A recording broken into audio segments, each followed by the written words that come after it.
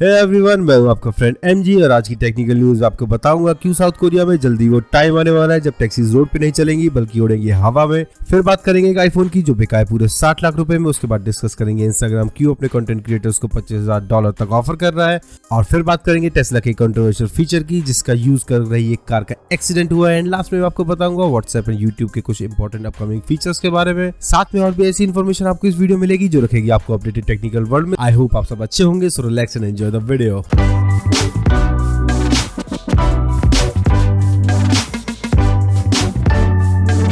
Friends, आज की video start करते हैं बहुत ही इंटरेस्टिंग न्यूज के साथ जो है एयर टैक्सीज को लेके। तो साउथ कोरिया ने एक सिस्टम को डेमोन्स्ट्रेट किया है जो कंट्रोल करेगा अर्बन एयर मोबिलिटी व्हीकल्स को। अब उनका प्लान है कि 2025 तक क्योंकि हवा में उड़ने वाले व्हीकल्स यूज होने लगेंगे जो कनेक्ट करेंगे साउथ कोरिया के सभी मेजर एयरपोर्ट्स को और साथ में डाउनटाउन सियोल को भी। और इन एयर व्हीकल से टाइम 2/3 तक कम हो जाएगा, मतलब जहां पहले आपको 1 घंटा लगता था वहां अब सिर्फ 20 मिनट ही लगेंगे। लास्ट ईयर साउथ कोरिया ने कमर्शियल एयर ट्रेवल का रोड मैप शेयर किया है। अब ये कंट्रोलिंग सिस्टम डेमोन्स्ट्रेट करके लगता है कि साउथ कोरिया 2025 तक अपने सिटीजन को एयर टैक्सीज प्रोवाइड कर देगा। साउथ कोरिया के ट्रांसपोर्ट मिनिस्टर का कहना है कि उन्हें पता है फ्यूचर में सबसे ज्यादा कॉमन जो तरीका होगा लोगों के ट्रेवल करने का वो होगा बाय एयर। तो वो ऑलमोस्ट हर एनवायरनमेंट में यूएम को टेस्ट करना चाहते हैं जिससे बाद में कोई सेफ्टी इश्यूज ना आए। अब यूएम जो मैंने वर्ड यूज किया है वो वही है अर्बन एयर व्हीकल्स, मतलब हवा में उड़ने वाले व्हीकल्स। अभी जो टेस्ट किया गया है साउथ कोरिया में उसमें पायलट ने एक 2-सीटर मॉडल को उड़ाया जिसे बनाया था जर्मनी की कंपनी वॉलकॉप्टर ने। ये जो मॉडल था इसमें हेलीकॉप्टर जैसे रोटर्स लगे हुए थे जिससे मॉडल ने वर्टिकली ही लैंडिंग की और फिर बाद में टेक ऑफ भी वर्टिकली ही किया। साउथ कोरियन मिनिस्टर ने यह भी क्लियर किया है कि एयर टैक्सीज में पैसेंजर्स के साथ एक पायलट रहेगा। नेक्स्ट ईयर एक फुल साइज मॉडल को भी टेस्ट किया जाएगा जिसमें 5 लोग ट्रेवल कर सकते हैं। और एक सबसे इंपॉर्टेंट चीज ये है कि एयर टैक्सीज को प्लेन के साथ मॉनिटर किया जाएगा क्योंकि एयरपोर्ट पे प्लेन्स के साथ साथ जब एयर टैक्सीज भी आसमान में होंगी तो एयर ट्रैफिक कंट्रोल को इन सब के साथ सिंक पे रहना पड़ेगा। इतना ही नहीं, अब जैसे एयरप्लेन्स के लिए एयरपोर्ट्स है वैसे ही अर्बन एयर व्हीकल्स के लिए वर्टिपोर्ट्स बनाए जाएंगे क्योंकि ये वर्टिकली ही टेक ऑफ एंड लैंडिंग करते हैं। अब ये 2025 तक साउथ कोरिया में आ जाएगा। तो गाइस, आपको क्या लगता है कि कौन से ईयर तक ये टेक्नोलॉजी इंडिया में भी अवेलेबल होगी? आप प्लीज हमें कमेंट करके जरूर बताएं।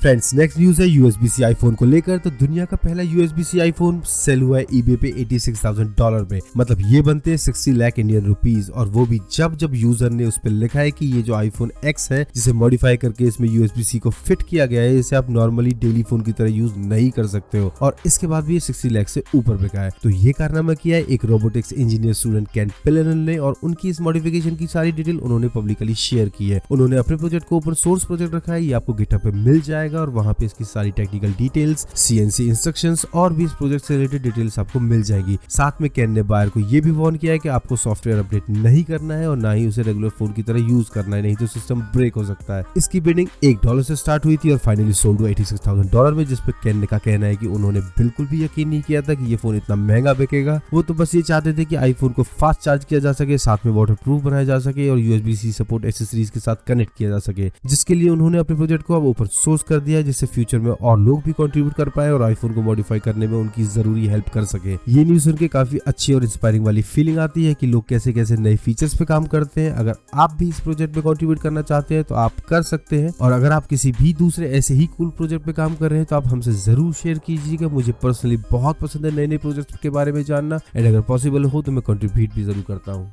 तो फ्रेंड्स, नेक्स्ट न्यूज है इंस्टाग्राम रील से। इंस्टाग्राम अपने क्रिएटर्स को $25,000 से $35,000 तक ऑफर कर रहा है जिससे वो इंस्टाग्राम के क्रिएटर्स को अपने नए टिकटॉक जैसे प्लेटफॉर्म रील्स पे ला सके। इंस्टाग्राम ने जुलाई में bonus program for reels announce किया था जिसे मार्क जकरबर्ग ने कहा था कि कंपनी 2022 तक $1 बिलियन तक क्रिएटर्स को पे करेगी। तो अब आई थिंक उसकी स्टार्टिंग हो चुकी है। टेकक्रंच और बिजनेस इनसाइडर की रिपोर्ट के हिसाब से आपको आइडिया आ जाएगा कि कितने व्यूज पे कितने पैसे ऑफर किए जा रहे हैं। टेकक्रंच ने एक रेडिट पोस्ट को पॉइंट भी किया है जहाँ पे क्रिएटर को $35,000 तक ऑफर किए गए हैं जब उनकी रील्स को 58.31 मिलियन व्यूज मिले थे एक मंथ में। और बिजनेस इनसाइडर ने बताया कि इतने ही पैसे ऑफर किए गए हैं सैमन कोरी को जिनके 283,000 इंस्टाग्राम फॉलोअर्स हैं। वहीं अगर हम बात करें स्मॉल क्रिएटर्स की तो एक क्रिएटर है मैडी कॉर्बिन जिनके 52,000 फॉलोअर्स हैं और उन्हें ऑफर हुए $1,000। एक और क्रिएटर है जिनके 24,000 इंस्टाग्राम फॉलोअर्स हैं, उन्हें ऑफर हुए $8,500। अब एक क्रिएटर को 52,000 फॉलोअर के लिए मिल रहे हैं $1,000 और वहीं दूसरे को 24,000 इंस्टाग्राम फॉलोअर के लिए मिल रहे हैं $8,500। अब इसे देख के आपको आइडिया तो आ जाएगा कि कितने पैसे ऑफर किए जा रहे हैं, बट एग्जैक्ट क्राइटेरिया अभी किसी को भी नहीं पता क्योंकि इंस्टाग्राम ने अभी ये रिवील ही नहीं किया है। इंस्टाग्राम ने टेकक्रंच को बताया कि उनका प्रोग्राम अभी अर्ली स्टेजेस में है, इस फॉर्मेट पे अभी एक्सपेरिमेंट हो रही है और आगे भी पेमेंट के ऑफर क्रिएटर्स को देते रहेंगे, क्योंकि अभी क्रिएटर्स फ्लक्चुएट कर सकते हैं। ऐसा वैसे ये सही बात कह रहे हैं इंस्टाग्राम वाले, क्योंकि अगर सपोज इंस्टाग्राम ने एक क्रिएटर को $10,000 दे भी दिए और उसको प्लेटफॉर्म अच्छा नहीं लगा और किसी भी वजह से उसका कंटेंट प्लेटफॉर्म पे अच्छा नहीं कर रहा है, तो काफी चांसेस है कि वो क्रिएटर प्लेटफॉर्म को छोड़ देगा। और इसीलिए इंस्टाग्राम भी टेस्ट कर रहा है अभी different payment offers different creators को देके।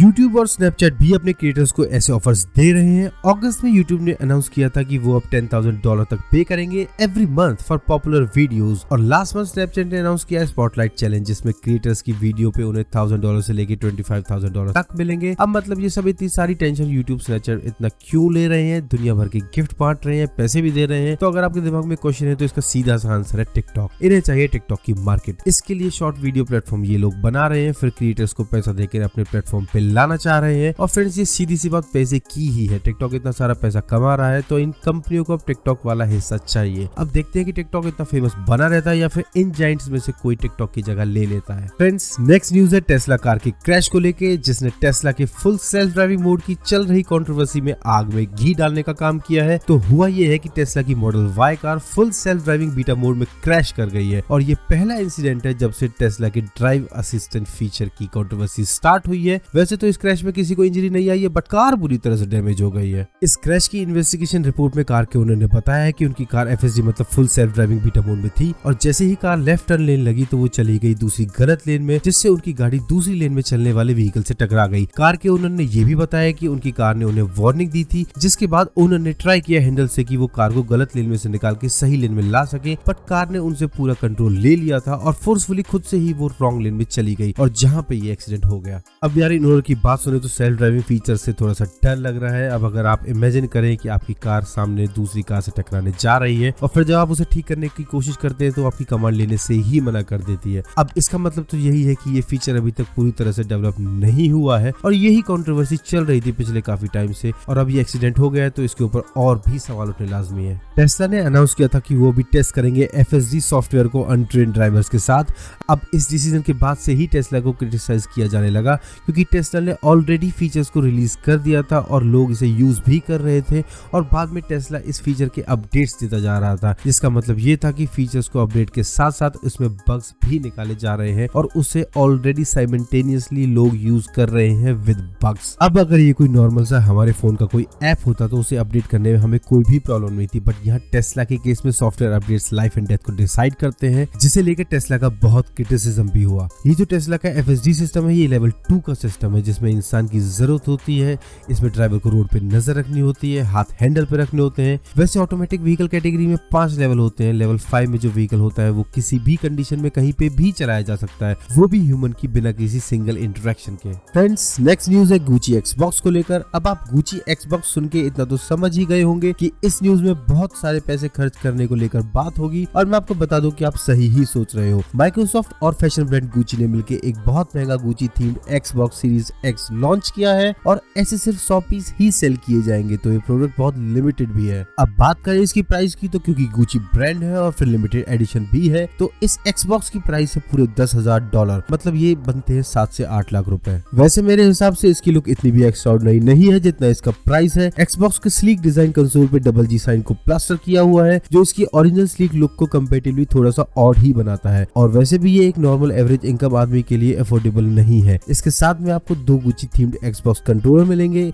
एक एक्सबॉक्स ब्रांडेड सूटकेस और एक्सबॉक्स गेम पास अल्टीमेट की सब्सक्रिप्शन। अभी तो ये क्लियर नहीं है कि ये कितने टाइम की सब्सक्रिप्शन होगी, बट ये कंफर्म है कि सब्सक्रिप्शन जरूर होगी। गुची की लिस्ट में एक्सबॉक्स से पहले इंक्लूडेड है virtual sneakers, VR chats and Roblox. Gucci और 100 थीव्स की भी पार्टनरशिप है, जो कि एक गेमिंग ऑर्गेनाइजेशन है। नेक्स्ट न्यूज है व्हाट्सएप की नई अपडेट को लेकर, जिसमें बहुत अच्छे फीचर्स हैं, जिसके थ्रू व्हाट्सएप कंपटीशन में खड़ा रहना चाहता है। व्हाट्सएप की नई अपडेट में आपको मिलेंगे विजिबिलिटी को लेकर ज्यादा ऑप्शंस। अगर सिंपल टर्म्स में कहें तो आपके पास ज्यादा ऑप्शंस होंगे कि आपको कॉन्टेक्ट्स में से किसे क्या शो करना है और किसे क्या शो नहीं करना है। अब जैसे अभी तक अगर आपको लास्ट इन फीचर को बंद करना होता है तो वो सभी कॉन्टेक्ट्स के लिए बंद हो जाता है, बट इस नई अपडेट के बाद आप सेलेक्ट कर सकते हो कि कौन से वो कॉन्टेक्ट्स हैं जिनके साथ आप लास्ट सीन शेयर करना चाहते हो और कौन से हैं जिनके साथ आप नहीं शेयर करना चाहते हो। WA बीटल इन्फो की रिपोर्ट के हिसाब से ये फीचर एंड्रॉइड यूजर्स के लिए अवेलेबल होगा व्हाट्सएप बीटा वर्जन V2.21.23.14 में, बट स्टेबल वर्जन अभी बीटा टेस्टिंग के बाद ही रिलीज किया जाएगा, और ये फंक्शनैलिटी व्हाट्सएप की प्रोफाइल पिक्चर के लिए भी एप्लीकेबल अवेलेबल होगी। अब ये सब फीचर्स व्हाट्सएप अपने राइवल ऐप से आगे निकलने के लिए ला रहा है, क्योंकि आजकल टेलीग्राम और सिग्नल को भी बहुत लोग यूज करने लगे हैं। इसी को देखते हुए व्हाट्सएप ने ये फीचर्स इंट्रोड्यूस किए जिससे ज्यादा से ज्यादा लोगों को अट्रैक्ट किया जा सके। गाइस मेरे हिसाब से तो ये फीचर्स बहुत यूजफुल है, बट टेलीग्राम अभी भी लोगों की फर्स्ट चॉइस बना हुआ है व्हाट्सएप के ऊपर, क्योंकि उसका मेन रीजन वो मानते हैं सिक्योरिटी। आपको क्या लगता है, आप जरूर कमेंट करके बताइए। तो फ्रेंड्स आज की हमारी लास्ट न्यूज है यूट्यूब के एक चेंज को लेकर। ये चेंज यूट्यूब के कंटेंट क्रिएटर्स के लिए तो अच्छा है, बट यूजर्स के लिए शायद थोड़ा सा ठीक नहीं होगा। तो फ्रेंड्स यूट्यूब ने डिसाइड किया है कि वो अब यूट्यूब यूजर्स को नहीं दिखाएगा कि कितने लोगों ने किसी वीडियो को डिसलाइक किया है। मतलब जहां पे पहले आप एक वीडियो पे लाइक्स एंड डिसलाइक्स देख सकते थे, वहां पे अब आप बस लाइक ही देख पाओगे। तो यूजर अब वीडियो को डिसलाइक तो कर सकता है, बट ये नहीं देख सकता है कि और कितने लोगों ने वीडियो को डिसलाइक किया है। यूट्यूब का कहना है कि ऐसा उन्होंने इसलिए किया है जिससे वो यूजर्स को डिसलाइक बॉम्बिंग से बचा सके और अपने प्यारे कंटेंट क्रिएटर्स को स्ट्रेस एंड एम्बैरेसमेंट से बचा सके।